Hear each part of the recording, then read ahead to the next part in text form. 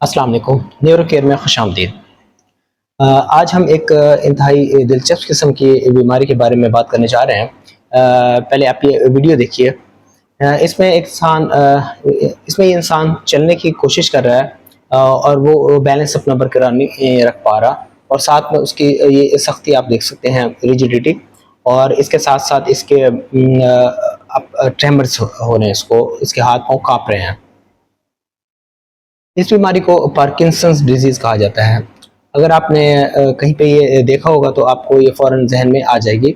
Parkinson disease एक बहुत ही इसका दिलचस्प बैकग्राउंड है कि ये जिस फिजिशियन ने दरियाफ्त की थी वो इसको फालिज की एक किस्म समझ रहा था, लेकिन हकीकत में ये आपकी बॉडी के अंदर डोपामीन की कमी की वजह से होता है, जिसमें आपकी जो मसल की मूवमेंट्स हैं वो स्लो हो जाती हैं और बाज़ औक़ात रुक जाती हैं, जिसको पहले फालिज समझा जाता था। अब ये डोपामीन किस वजह से कम होता है? ये आपके दिमाग के अंदर एक एरिया होता है सबस्टेंशिया नाइग्रा, जो कि आपके मिड ब्रेन में पड़ा होता है। उसके अंदर डोपामीन बनाने वाले सेल्स की डेथ हो जाती है, मौत हो जाती है, उनकी ख़त्म हो जाते हैं वो सेल्स। तो उनकी वजह से डोपामीन बनना कम हो जाता है। इस डोपामीन की कमी की वजह से जो अलामात इस मरीज़ में आती हैं उसमें उसका रेशा तारी होना, यानी कि ट्रेमर्स होना, उसमें उसकी मूवमेंट्स स्लो हो जाती हैं, ब्रेडिकाइनेसिया, और साथ में उसको रिजिडिटी हो जाती है, यानी पट्टों की सख्ती हो जाती है उसके अंदर, और वो इसकी वजह से ना वो अपना बैलेंस रख पाता है, वो लड़खड़ाता है और गिरता है। उसकी जो स्पीच होती है, बोलने का अंदाज वो मशीन की तरह का हो जाता है, और उसके सबसे जो स्ट्राइकिंग यानी कि जो चौंका देने वाला इसका जो फीचर होता है वो उसका प्लास्टिक फेस हो जाता है, एक्सप्रेशनलेस फेस, यानी वो कोई एक्सप्रेशन अपने फेस से शो नहीं कर पाता। यानी कि जब हम खुश होते हैं तो हमारे चेहरे के तासुरात और होते हैं, गम में और होते हैं, वो बेचारा उसको एक्सप्रेस नहीं कर पाता, उसके चेहरे के मसल्स भी जवाब दे जाते हैं। ये बीमारी आगे चलकर जिस्म के हर एक सिस्टम को मुतासिर करती है, उसकी बिनाई को मुतासिर करती है, और ऐसा मरीज़ सोशली उसको डिस्क्रिमिनेट किया जाता है, यानी कि उसको वो चूँकि नॉर्मल इंसानों की तरह एक्सप्रेशन नहीं शो कर पाता, उसकी बातचीत वैसे नहीं होती, तो वो सोशली आइसोलेट हो जाता है, यानी कि तन्हाई पसंद हो जाता है। उसको मुख्तलिफ किस्म की साइकेट्रिक इलनेस भी उसको शुरू हो जाती है। अब ये उसकी जो सेल्स हैं जो डोपामिन प्रोड्यूस करते हैं, उनकी डेथ या उनकी जो डिस्ट्रक्शन किस वजह से होती है, साइंस को अभी तक ये मालूम नहीं हो पाया, और भी इस पर काफ़ी ज़्यादा रिसर्च जारी है। अब चलते हैं इस बीमारी की तशख़ीस की तरफ कि इसमें हम क्या एक टेस्ट करा सकते हैं। इस बीमारी की तशख़ीस मोस्टली यानी ज़्यादातर उसकी अलामात की बुनियाद पर ही होती है। इसका ऐसा कोई खून का टेस्ट नहीं है जिसकी मदद से हम इसको कह सकें कि ये इसको पार्किंसंस डिजीज़ है। इसके अलावा जो हम रूटीन की सीटी स्कैन या एमआरआई कराते हैं वो भी नॉर्मल होती है, उसमें कोई हमें कोई फाइंडिंग या कोई उसमें नॉर्मल चीज़ नहीं मिलती।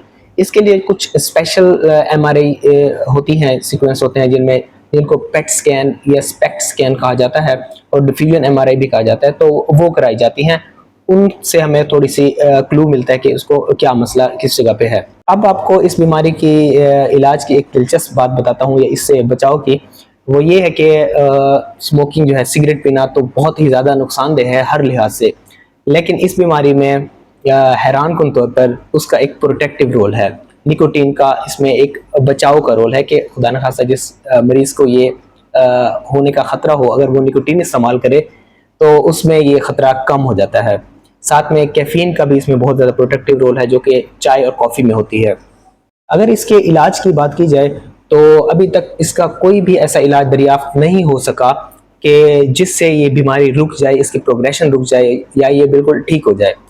इस बीमारी में जो भी अद्वियात इस्तेमाल की जाती हैं वो सिर्फ़ और सिर्फ इसकी अलामात को कम करने के लिए, डोपामिन के लेवल को बढ़ाने के लिए की जाती हैं, और सबसे इसमें मेन रोल एक दवाई एल-डोपा के नाम से आती है, उसका है, और ये अद्वियात मरीज़ को शुरू करा दी जाती है, जिससे उसकी मोटर सिम्टम्स यानी कि उसका रेशा होता है, हाथ पाँव का कांपना होता है, इन अद्वियात से इंटेंशन ट्रेमर्स, यानी कि आप जब आप कोई काम करने का इरादा करें तो आपके हाथ कांपना शुरू हो जाते हैं उस मरीज़ के, तो उसमें इसका रोल है।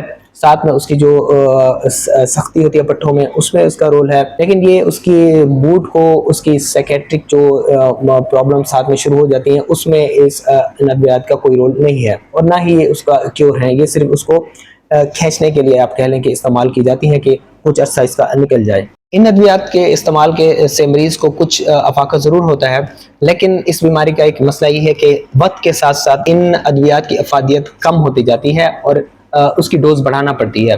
جب آپ ڈوز کو بڑھاتے ہیں تو اس کے سائیڈ ایفیکٹ بھی بڑھنا شروع ہو جاتے ہیں۔ ایک وقت آ جاتا ہے کہ جب ان ادویات کے فائدے کم اور اس کے سائیڈ ایفیکٹ زیادہ ہو جاتے ہیں اور وہ مریض ان کو استعمال نہیں کر سکتا مزید۔ اس صورت میں ایک جدید طریقہ علاج جو آ چکا ہے وہ اس میں ٹرائی کیا جاتا ہے، جس کو ڈیپ برین سٹیمولیشن کہا جاتا ہے۔ اس پہ کیا ہوتا ہے کہ ایک آپریٹ کر کے آپ کے دماغ کے اندر بہت ہی گہرائی میں یعنی ڈیپ جا کے ایک الیکٹروڈ لگایا جاتا ہے جو کہ دماغ کو وقتاً فوقتاً کرنٹ دیتا رہتا ہے۔ اس کی مدد سے پارکنسنزم کی جو علامات میں نے پہلے بتائی ہیں وہ کم ہو جاتی ہیں، اور ساتھ میں ادویات کی بھی مقدار کم ہو جاتی ہے اور مریض کچھ بہتری محسوس کرتا ہے اور اس کا لائف آگے پروگریس کرتی ہے۔ یہ طریقہ علاج کافی مہنگا ہے اور اس کی لاگت تقریباً 20 لاکھ روپے تک ہے۔ پنجاب میں اس کا ایک سینٹر بحریہ انٹرنیشنل ہاسپٹل میں پروفیسر ڈاکٹر شہزاد شمس صاحب یہ کرتے ہوتے ہیں۔ پارکنسنز ڈیزیز میں اگر اس کی بحالی یا ریہیبلیٹیشن کی بات نہ کی جائے تو اس کے علاج نامکمل تصور ہوتا ہے۔ مریض کی فزیو تھراپی اس میں بہت زیادہ ضروری ہے، جس میں ایک چیز بہت زیادہ اس مریض کو فائدہ دیتی ہے، وہ یہ ہے کہ ایک ٹرائی سائیکل، جو بچوں کی چھوٹی سائیکلز ہوتی ہیں اس طرح کی ایک بڑی سائیکل جس میں 2 سائیڈ پہ بھی پہیے لگے ہوتے ہیں تاکہ وہ گر نہ جائے، تو وہ چلانا مریض کے لیے بہت زیادہ فائدہ مند ثابت ہوتا ہے۔ ساتھ ہی ساتھ اس کی اسپیچ تھراپی بھی بہت زیادہ ضروری ہوتی ہے، یعنی کہ اس کا جو بول چال مشینی بول چال بن چکا ہوتا ہے اس کو تھوڑا سا نارمل کرنے کے لیے اس کی اسپیچ تھراپی بھی بہت زیادہ ضروری ہے، اور ساتھ میں اس کی جسم کے سب متاثر ہونے والے جوڑوں کی اور مسلز کی فزیو تھراپی بھی بہت زیادہ اہمیت رکھتی ہے۔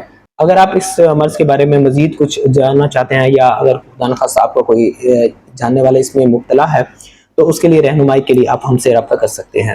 اللہ حافظ۔